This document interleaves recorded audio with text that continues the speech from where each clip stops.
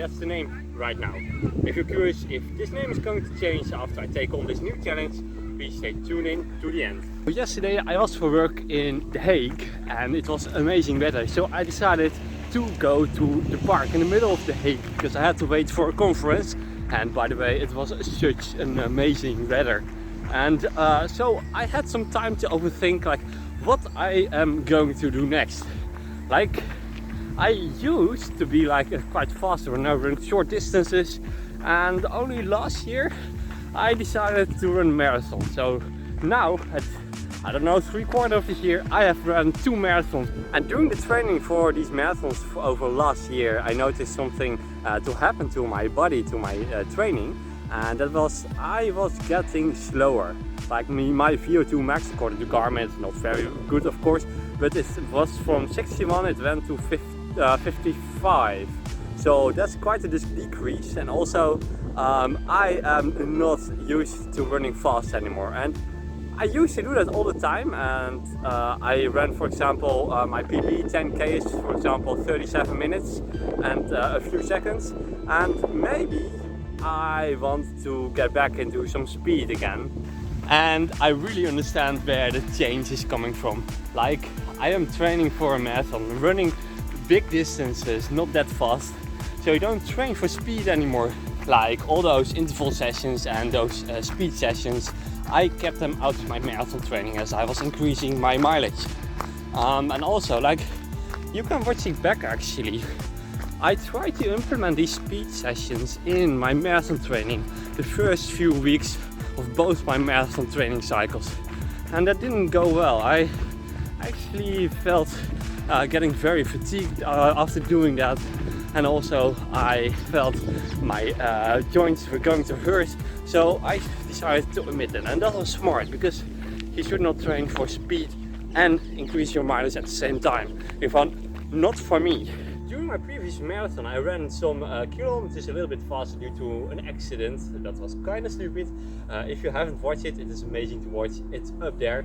And so I ran a few kilometers a little bit faster, and I really got that back in the end of my marathon, because I slowed so much down. I was not used to running that speed anymore, and I couldn't maintain that speed.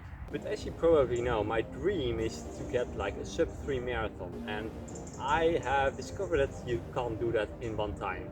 You have to do little steps, and that's what I want to do. But does that mean that I'm going to train right now directly for my next marathon in the next season? No, that doesn't mean that I'm going to train for a marathon right away. I'm first going to get some speed work back in my trainings again, as I need that.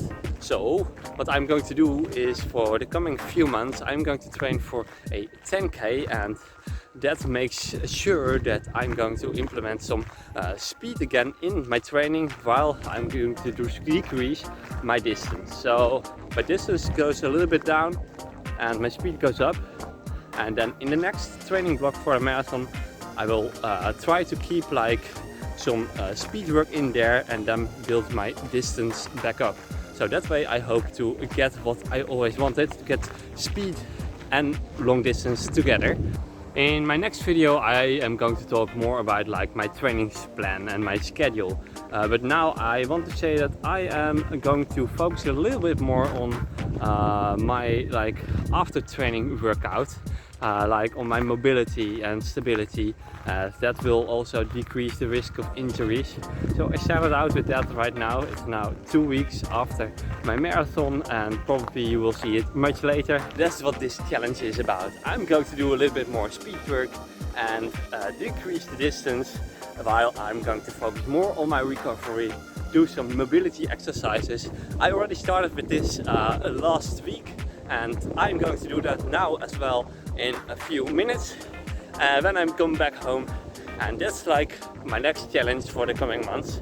I hope to get back to maybe around VO2 max of 60 again, and also maybe run a 10k in 37 minutes.